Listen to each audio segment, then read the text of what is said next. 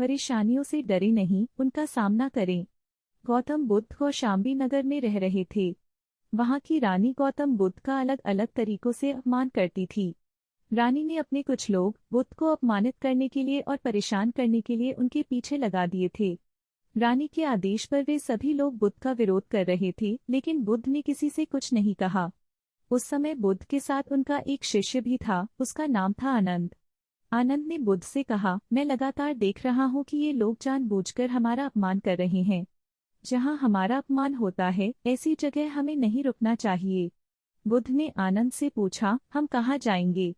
आनंद ने कहा, किसी और जगह चले जाएंगे जहाँ ऐसे लोग ना हो।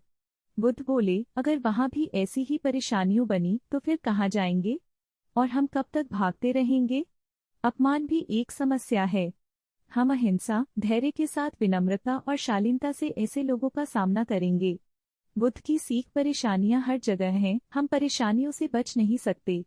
इसीलिए समस्या चाहे कैसी भी हो, हमें उसका सामना करना चाहिए। किसी व्यक्ति के लिए पहले से ही कोई राय न बनाएं।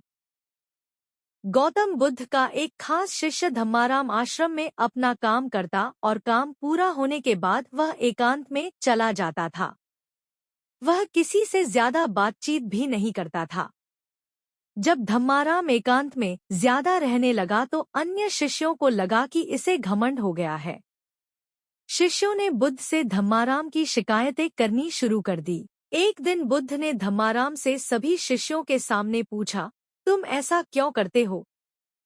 धम्माराम बोला, आपने कहा है कि कुछ दिनों में आप ये संसार छोड़े देंगे, तो मैंने ये विचार किया है कि जब आप चले जाएंगे तो हमारे पास सीखने के लिए क्या रहेगा। इसीलिए मैंने ये तय किया कि मैं एकांत और मौन को समझ लूं, ठीक से सीख लूं। ये दो काम आपके जीते जी मैं करना चाहता हूँ। बुद्ध ने अन्य शिष्यों से कहा, तुम सभी ने देखा कुछ और समझा कुछ। तुम्हारी आदत है कि तुम दूसरों की बुराई करते हो, इसीलिए तुम सभी ने धम्माराम की अच्छी बात को भी गलत रूप में लिया। बुद्ध की सीख हमें किसी व्यक्ति को ठीक से जाने बिना उसके बारे में कोई राय नहीं बनानी चाहिए। अगर कोई अच्छी बात सीखना चाहते हैं तो घमंड छोड़ दें। एक दिन बुद्ध के शिष्य आनंद ने पूछा, आप प्रवचन देते समय ऊंचे स्थान पर बैठते हैं और सुनने वाले नीचे बैठते हैं, ऐसा क्यों?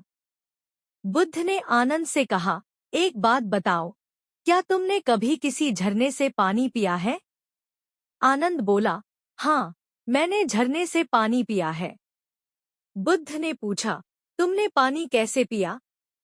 आनंद ने कहा, झरना ऊपर से बह रहा था, मैं झरने के नीचे खड़ा हो गया और पानी पी लिया।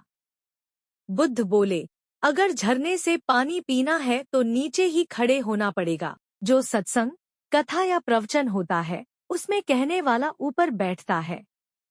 उस कथा का संदेश ग्रहण करना है तो सुनने वाले को नीचे ही बैठना होगा। नीचे बैठने से हमारे स्वभाव में विनम्रता आती है, हमें अच्छी बातों को जीवन में उतारने की प्रेरणा मिलती है। ऐसा करने से हमारा घमंड दूर होता है। बुद्ध की सीख, अगर कोई अच्छी बात सीखना चाहते हैं तो सबसे पहले अहंकार छोड़ देना चाहिए। इसके बाद विनम्रता के साथ ही अच्छी बातों को जीवन में उतारा जा सकता है।